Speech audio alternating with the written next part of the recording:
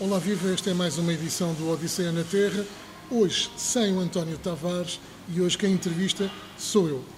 O meu convidado, o Armindo Fernandes, conhecido autarca do Concelho de Odivelas, é eleito desde 1993 e fez até hoje todos os mandatos. Dos mandatos, 3 como Presidente da Junta de Freguesia de Canessas, e agora como Presidente Substituto e Vice-Presidente da União de Freguesias de Ramada Canessas, isto após a unificação das freguesias, e, portanto, foi também, por inerência, membro das Assembleias Municipais de Loures, à época em que Odivelas não era concelho, foi o também na Assembleia Municipal de Odivelas e hoje é também eleito como deputado municipal na Assembleia Municipal de Odivelas e é líder da bancada da CDU. Estamos aqui hoje para falar do documento mais importante que um concelho pode ter, de capital importância, que é o Plano Diretor Municipal. O Plano Diretor Municipal de Odivelas é a primeira vez que Odivelas tem o seu próprio Plano Diretor Municipal, ou melhor, vai ter. Terminou esta semana a discussão pública dessa proposta e, porque até aqui, ou até então, para quem não sabe, o Plano Diretor Municipal que vigorava era ainda da época de Loures. Ora, um Plano Diretor Municipal, conhecido por PDM, é aquele que vai definir, ou vai, no fundo, dizer aos municípios o que é o Concelho, ou o que deverá ser durante os próximos 10 anos, o período em que ele vigora. É, portanto, e hoje, mais do que um documento de ordenamento e planeamento exclusivamente do território, ele é muito mais abrangente. Ele decide também, ou perspectiva também, o que pode acontecer no âmbito socioeconómico, no âmbito da mobilidade, que é muito importante, e também ele na relação, afinal de contas, de toda a gestão do território e como ela é entrosada, inclusivamente, em área metropolitana. Vai desde detalhes de zonas de cheias, das zonas que são reservas agrícolas, da zona que pode ou não pode ser urbanizável. E como o Plano Diretor Municipal é um documento acima de tudo técnico, ainda que as decisões, enfim, sejam sempre políticas, mas é um documento muito técnico que as pessoas têm alguma dificuldade em perceber, mesmo aquelas que foram poucas, que tiveram na discussão pública, nos vários locais onde a discussão foi efetuada. Era preciso, e estamos aqui hoje, para tentar, de uma forma descomprometida, perceber as virtudes e os defeitos de um PDM em particular deste e para que se consigam, que os municípios que nos vão ver, consigam perceber aquilo que de facto é um PDM e a sua importância. Para isso convidei, portanto, o Armindo Fernandes para que ele nos possa transmitir as suas perspectivas. E a minha primeira pergunta, antes de mais, viva Armindo Fernandes, muito obrigado por ter vindo. Ora, viva. Espero que venha mais vezes ao meu programa. E a primeira pergunta é aquela, e vou começar talvez pela pergunta que seria a última pergunta. A discussão pública terminou, teve, do ponto de vista legal, o mês que assim obriga para a discussão pública. Ela fez-se em 7 ou 8 sessões, fez por freguesia, teve 2 sessões centralizadas e depois uma em cada freguesia. Também teve uma discussão pública, ou portanto, um debate sobre a matéria no âmbito das suas freguesias, e aliás até foram 2, um em Canessas e outro em Ramada. Certo. Até por uma questão de centralização. A pergunta que lhe faço é, correu bem a discussão pública? A comunicação dessa discussão pública foi suficiente? Foi concorrida? Não foi? Esta era a primeira pergunta que eu lhe faria. Naturalmente que este debate foi descentralizado pelas antigas 7 juntas de freguesia e, a meu ver, a mobilização não foi muita. Creio que houve aqui um descomprometimento do município em alargar a comunicação para esta comunicação, informação convite à população para participar ativamente nos debates públicos. Não fossem as freguesias, algumas delas, que fizeram este trabalho, chamando a si participação nestes debates pelos residentes, naturalmente que seria mais fraco. Eu não considero que tenha sido tão fraco assim, mas, de facto, sendo o documento que é importante e muito esperado já há alguns anos, para regular, ao fim e ao cabo, ou classificar, se quiser, o território do concelho, esperava-se, era esperado mais pessoas a participar. Não participaram tantas assim. Creio também que a discussão foi promovida de uma forma muito aligeirada. Os mapas não foram completamente explícitos, só os técnicos os entendiam, havia muitas dúvidas na população acerca desses mesmos mapas e, a meu ver, enquanto autarca, e é nessa qualidade que aqui estou, que me apercebi que muitas das promessas feitas ao longo dos tempos pela gestão municipal, nomeadamente liderada pelo Partido Socialista, andou a prometer nos bairros de género ilegal que promovessem as suas equipas técnicas, que fizessem o seu trabalho, porque com a publicação do PDM tudo iria ser resolvido. E hoje verificamos que muitos dos casos ficaram para trás. Eu diria mesmo que este PDM não é muito mais que o PDM que estava em vigor. Isto é quase cópia do que estava, com alguns acertos e, em alguns casos, até pior. Faltam-lhes muitas coisas. Falta-lhes a carta de riscos, carta de cheias, que não está completamente clara, e se nós virmos na bacia Odivelas de Loures e no que diz respeito ao Concelho de Odivelas, encontramos muitas irregularidades que se mantêm.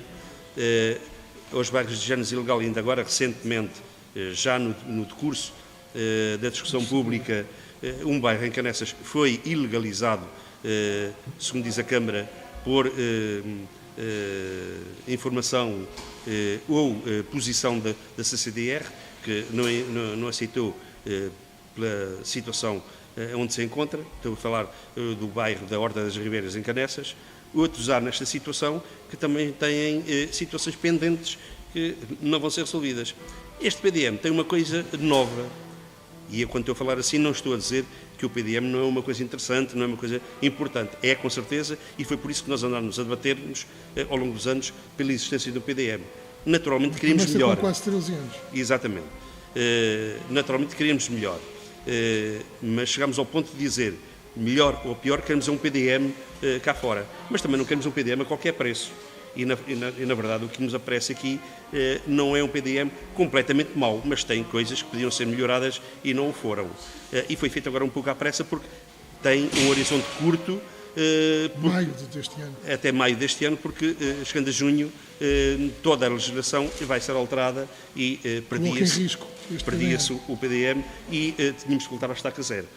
Isto, enfim, agora em cima da fogueira, estar a fazer um documento destes, naturalmente que se correm alguns riscos. Houve aqui uma habilidade técnica, que foi criar unidades de gestão, onde juntam 3 ou 4 problemas em cada uma das freguesias para gerir depois à frente.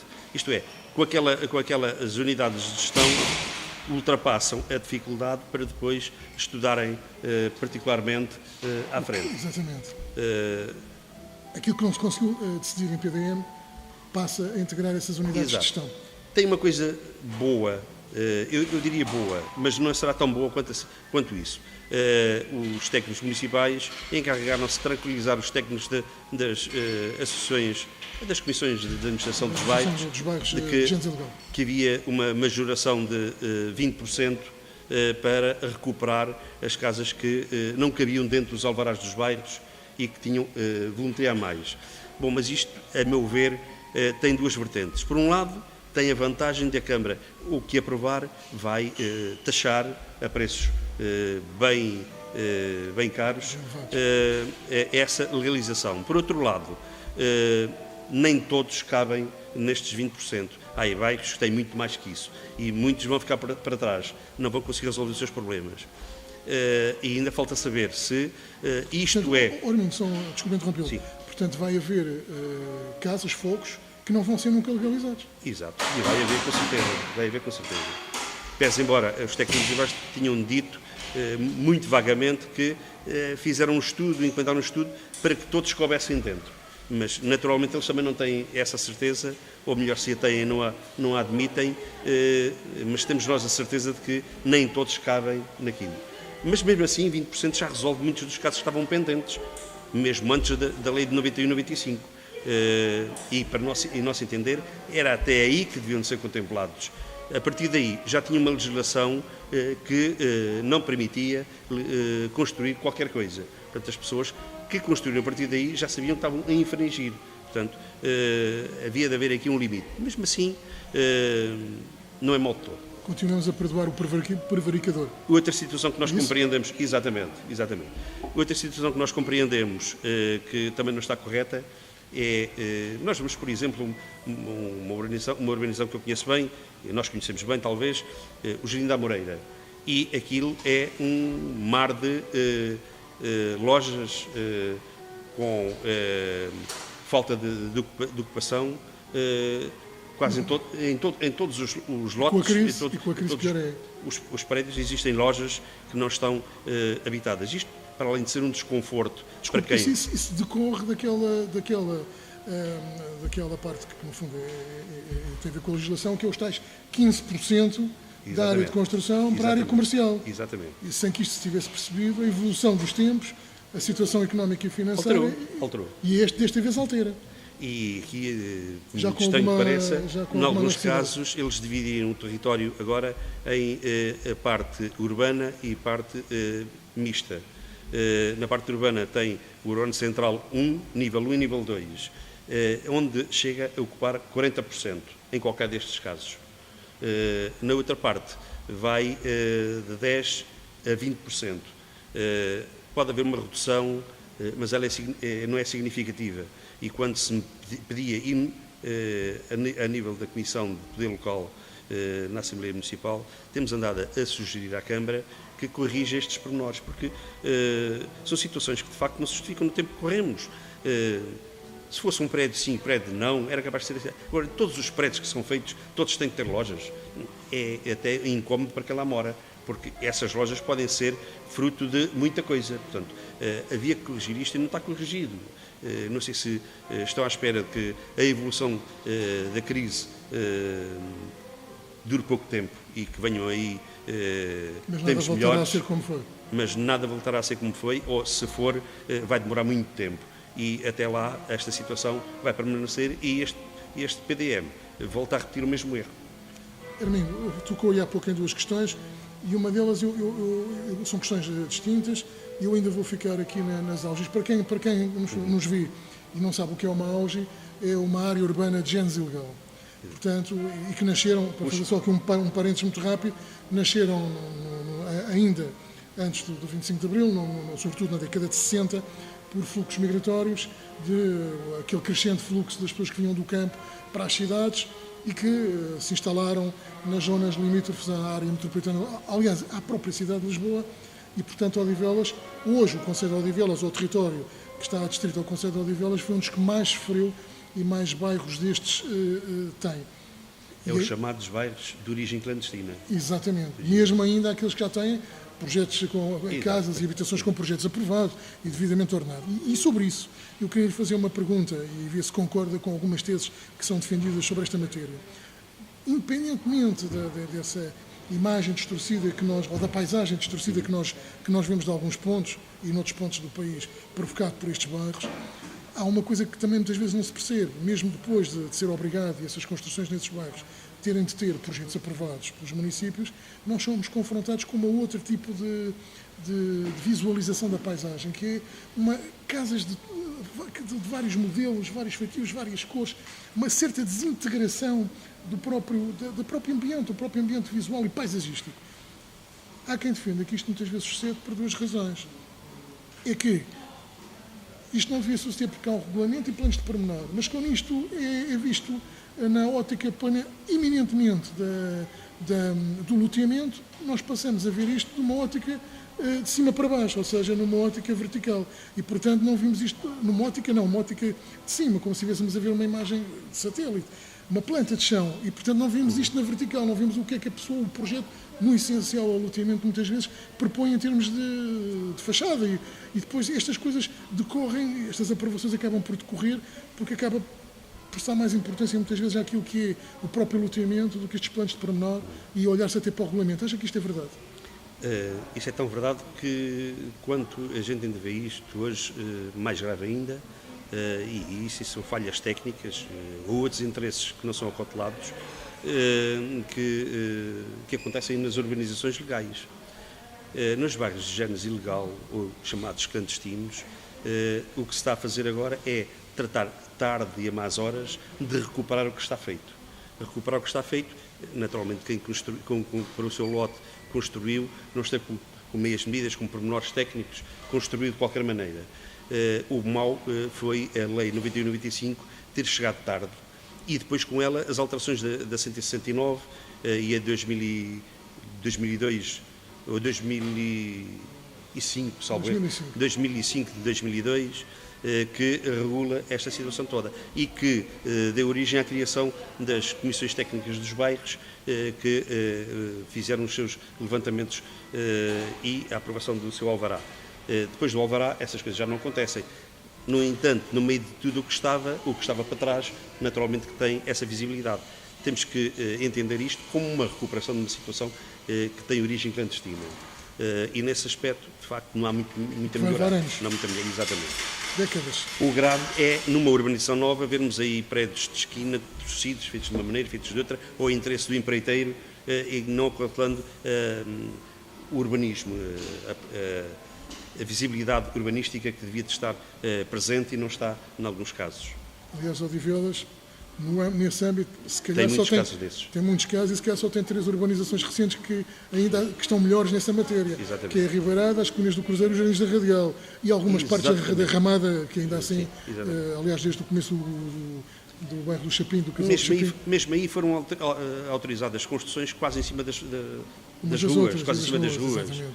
Se repararmos, se formos aqui à Ribeirada, vimos que as zonas de jardim são as faixas centrais das avenidas. São canteiros. Isso é contado tudo como jardim. A área de jardim, porque o resto está tudo construído. Isto não devia de ser. Armindo, a outra questão que levantou aí, e que é preocupante e que tem sido levantada até por outros deputados municipais, mesmo aqueles que têm acordo de governação, como o caso do PSD, é para uma questão que também nos tem preocupado, que é, conforme os anos vão andando, as cartas das zonas de cheias vão reduzindo a zona de cheia. E a última que está no PDM reduziu drasticamente a zona de cheias. E foi questionado, do ponto de vista político tem-se questionado o porquê, para que haja respostas técnicas. E a única resposta técnica que tem havido é da intervenção técnica ao nível, sobretudo, do INAG, ao nível da preparação das bacias das ribeiras, em particular da maior ribeira, que hoje é chamada Rio da Costa, e que conflui em 2 ribeiras e que atravessa e que entra no vale, na várzea, que vai depois a caminho do concelho de Loures, uma zona que era altamente inundável. Houve obras importantes, nomeadamente na Póvoa de Santo Adrião e em outros locais, e que isso terá sido a razão suficiente para esta redução. E, entretanto, nós somos confrontados com uma questão interessante, que é uma chamada de atenção da Agência Portuguesa do Ambiente, a APA, que sustenta sobre um decreto-lei, que é o decreto-lei, que é, para não me enganar, o número 115 de 2010, de 22 de outubro, e que veio identificar 22 zonas críticas de alto risco de cheias no continente. E as zonas identificadas no continente como tendo alta probabilidade de inundação em períodos de 20 anos, portanto, mantêm-se, que foram divulgadas, têm claramente Loures e Odivelas. E se formos ao site da APA, vimos a planta, a localização destas zonas de cheias e, se a confrontarmos com alguma atenção, e se até conseguimos imprimir a carta em formatos maiores e confrontarmos com a carta que está no PDM, verificamos que há aqui uma discrepância. E agora pergunto eu, o Armindo, como autarca, como sendo uma pessoa que também se dedica a estas questões técnicas, independentemente da política e propriamente e da discussão política. O que é que entende? O que é que para si, isto é preocupante, não é? Então, afinal, nós temos no PDM uma carta que vai reduzindo desde os últimos 5 anos o espaço daquilo que é considerado risco de cheia.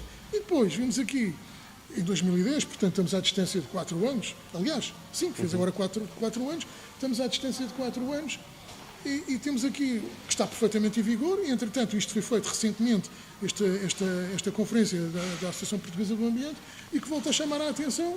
Isto mantém-se tudo, está tudo atual, e tem lá uma carta perfeitamente atualizada, que atualmente é o risco, prevê ter cheias de períodos de 20 em 20 anos ou menos, mas pelo menos de 20 em 20 anos. Enfim, vale o que vale este estudo, mas afinal, porque é que isto acontece? Olha, está a falar numa questão que para mim é muito cara. Sabe quando foi as cheias de 67? 1967, 25 de novembro de 67, dramáticas. Eu morava no Conselho de Loures e nesse dia tive que ir a Lisboa e só pude regressar 3 dias depois, e quando regressei vi coisas completamente horrorosas que eu hoje não queria ver repetidas. Carcaças de animais, cadáveres. Exatamente. A partir daí fixei um dito popular: as cheias cíclicas acontecem no mínimo 100 anos. É evidente que os estudos têm um tempo mais reduzido, mas também já assisti a 3 aqui no Conselho, de 67, a de 83, a de 97 também. 97, embora não tenha sido muito, mas foi qualquer coisa. Entretanto, o Rio da Costa limpo não é tudo. Bom, em tempos normais as águas fluem mais facilmente, tudo bem. Mas repare, se houver aí uma queda de água forte, uma intempérie das grandes, este vale todo, e se ao mesmo tempo acompanharmos com uma subida das marés, que a água entra pelo trancão dentro, em vez de sair, e quer ver como é que a gente sai daqui. Volta novamente ao mesmo, porque a limpeza das ribeiras não é tudo. Ela tem que escoar. Se não escoar, ela retém. Houve uma situação que eles fizeram, a hidráulica fez, e bem, a meu ver. Em Caneças existe uma e na Ramada existe outra, que é contenção de águas. Bacias de retenção. Mas isso vale o que vale. E vale até determinado ponto. Mas aquilo tem. Está a falar daquela que foi paga, teoricamente, pelo Dolce Vita, ou a creche é essas duas, a do Dolce Vita? A creche de Caneças é aquela que está a falar perto da Ponta Bica. Na pontinha, exatamente. Pronto. Está uma ao pé da Ponta Bica e está outra ali na Ramada de Baixo também. Mas isto é como digo, vale o que vale, porque as águas vão lá ter todas na mesma. Demora mais um bocadinho, mas vão lá ter todas na mesma. Se a maré não der escoamento às águas, elas têm que recuar. Recuam, e mesmo a obra que foi feita na foz do Trancão foi boa, mas não é tudo. Exatamente. Vale o que vale, e aliás, a Baixa de Sacavém, depois dessa obra já inundou para 2 vezes. Era isso que eu lhe ia falar. De qualquer das formas, o que vimos é alguém, ou por pressão, ou não sei o quê, considerar que, de facto, as cheias hoje em dia não são tão rigorosas como eram antigamente. Eu não estou muito convencido disso. E creio que era necessário acautelar mais. A gente vamos ver a planta e vimos muitas casas ali na Várzea de Loures que continuam debaixo do leito de cheias. Como é que eles vão resolver aquilo? Eu ainda não consegui entender. Hermínio, estamos quase no final do nosso tempo e uma pergunta que eu lhe faria, que já todos nós percebemos, eu aliás já disse isto também publicamente e penso que o Hermínio não estará muito longe desta conclusão, o PDM continua a revelar como projetos a 10 anos, no fundo, todos aqueles 11 projetos, ou 16 projetos que foram aprovados ou que estão agarrados às grandes opções do plano para 2015 e, portanto, e que todos eles dependem, ou quase todos eles, a sua conclusão de investimento, portanto, de fundos europeus no programa Estratégia 2020 e, portanto, isto vale o que vale. Mas aquilo que eu lhe ia perguntar, e portanto não existe uma carta social ainda hoje, não existe também uma estratégia sobre o que é que se pretende ao nível empresarial para o Conselho, mas independentemente disto, aquilo que eu queria perguntar para terminar era, houve contributos na discussão pública, não houve, o Hermínio, por exemplo, enquanto autarca procedeu a fazer mais alguns contributos, ou até pessoalmente, ou o Hermínio acha que vão haver poucos contributos, provavelmente alguns contributos nem sequer vão ser considerados e que vamos ter, enfim, um PDM mal menor nos próximos 10 anos. A discussão pública já terminou. A Câmara tem uma calendarização para começar, para fazer chegar isto à CCDR, mas o que tem que fazer agora é, todas as reclamações que recebeu, vai estudá-las. Sabes se foram muitas?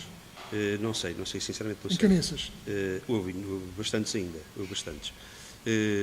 Vai considerar as que entender considerar, a Câmara vai depois analisar as que considera, entretanto vai ter que dar resposta às pessoas que participaram, se consideraram ou não consideraram, ou porque é que consideraram, porque é que não consideraram.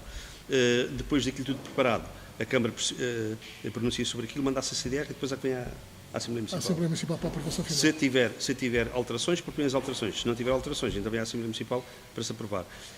Creio que nós já não vamos ter intervenção direta nisto, tanto quanto eu sei. Agora esperamos só que as alterações, e não sabemos quantas foram e quais foram, sejam contempladas, de facto, aquelas que pelo menos se verifiquem ser importantes e estruturantes para este documento que é estratégico do Conselho e que possa beneficiar alguma coisa e que não sejam de alguma forma vistas com alguma ligeireza e que se passe por cima para que não crie outros problemas com essa CDR. Portanto, eu creio que esse trabalho vai ter que ser feito e espero que seja feito com alguma cuidado. Com algum cuidado, ia dizer de outra maneira, mas talvez já agora com alguma celeridade para chegarmos a tempo e também isso, antes de se nós chegamos a maio, ainda isto está tudo encasinado e não vamos conseguir resolver o problema a tempo de a CCDR aprovar sem que a nova lei entre em vigor. Foi o Armindo Fernandes, foi no Odisseia na Terra, falou-se de plano diretor municipal, tema que não está esgotado. Longe disso, vamos ter ainda mais alguns programas para falar neste aspecto e até noutras vertentes do próprio Conselho, como da parte económica, que é fundamental, e a parte social. Armindo, gostei de o ter cá, espero voltá-lo a cá ter ainda para falar nestes temas, particularmente para falar das suas duas freguesias, que são bastante distintas, uma de âmbito eminentemente rural e uma muito mais urbana, que é a Ramada, que se cruzaram depois da lei da redução, da lei da reforma autárquica. Em todo o caso, voltaremos aqui para falar e, sobretudo, no ponto de vista social e económico, não tivemos hoje tempo, mas que são vitais para o futuro do Conselho, que também não é dos melhores nessa matéria. Muito obrigado por ter vindo. E eu que vos agradeço e estou sempre ao vosso dispor quando necessitarem dos meus fracos préstimos. É um prazer cá ter, como todos. Para vir ter convosco, está bem. Para a minha parte, então, tenham o resto de um bom dia. Foi tudo.